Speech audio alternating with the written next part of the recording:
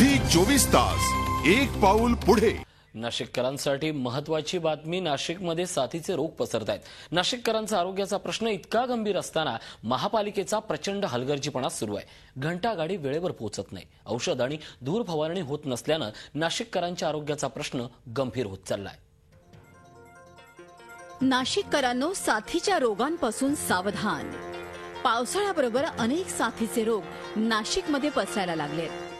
ज्यांच्यावर नाशिककरांच्या आरोग्याची जबाबदारी आहे त्या महापालिकेला मात्र याचं काहीही सोयर सुतक नाही। सिडको, सातपूर, नाशिक रोड परिसरात 2-3 दिवस घंटागाडीच फिरकत नाही।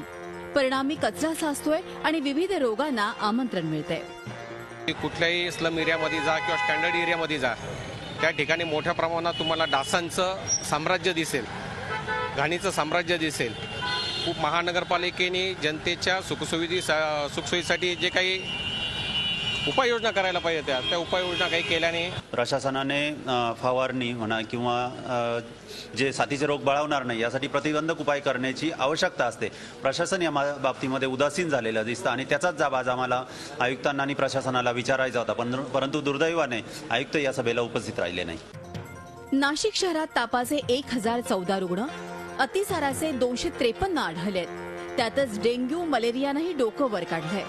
2 महिन्यात 13 जणांना डेंग्यू आणि 7 जणांना मलेरियाची लागण झाली आहे।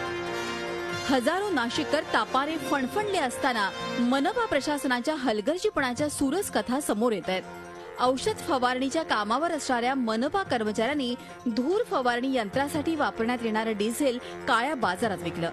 त्यामुळे धूर आणि औषध फवारणीचा ठेकाच रद्द करण्यात आलाय। ज्या संस्थेला तो ठेका देण्यात आलेला होता त्यातील काही कर्मचाऱ्यांनी त्यातल्या काही मटेरियल चोरी प्रकरणामध्ये ते गोवले असल्यामुळे त्यांना भद्रकाली पोलिसांनी अटक केलेली होती आणि त्या अनुषंगाने सदरचा ठेका रद्द करण्यात आलेला होता। त्यानंतर प्रशासनातर्फे पुन्हा निविदा काढण्यात येत आहे आणि त्याबाबत निश्चितच लवकरात लवकर कारवाई करण्यात येईल। आता यापुढे औषध आणि धूर फवारणीची जाहिरात निविदा काढण्यात येईल।